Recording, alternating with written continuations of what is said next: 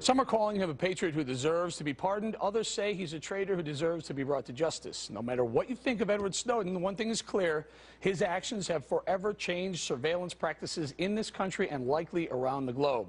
Joining me now to share his thoughts on this and more is the journalist that helped Snowden expose the NSA practices of data mining and the gathering of information on Americans' telephone, texts, and email conversations. Glenn Greenwald joins me from Brazil. Glenn, you heard a little soundbite. You know, really, it doesn't fall on left or right, liberal or conservative. Some people, like we pointed out, think that Edward Snowden's a traitor. Others think he's a hero, a whistleblower. Your thoughts very quickly. And then I want to get to Senator Rand Paul's lawsuit. Go ahead.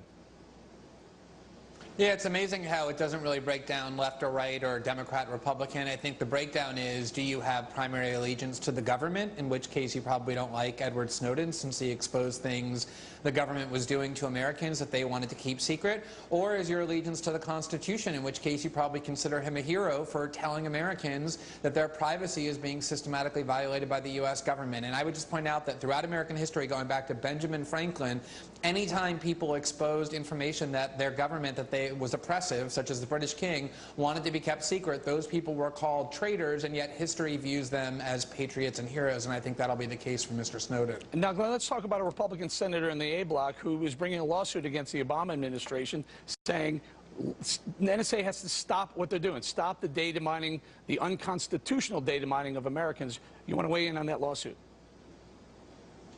Does anybody who has ever read the Fourth Amendment, which was designed to prevent the government from searching and seizing our data and our information without probable cause that we're doing something wrong, believe that the government should be learning every single person who we call and who calls us, how long we speak to those people for, who we email?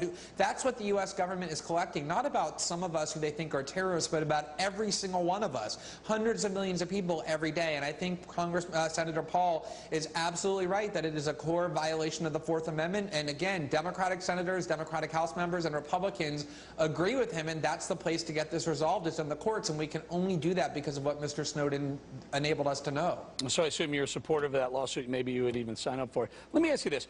Edward Snowden, he's in exile right now. Would you, knowing him very well and knowing a lot of the things that he knows, and maybe not have released them yet, would you suggest to him to come back and face his accusers, or stay where he is, because who knows what would happen if he were to come back?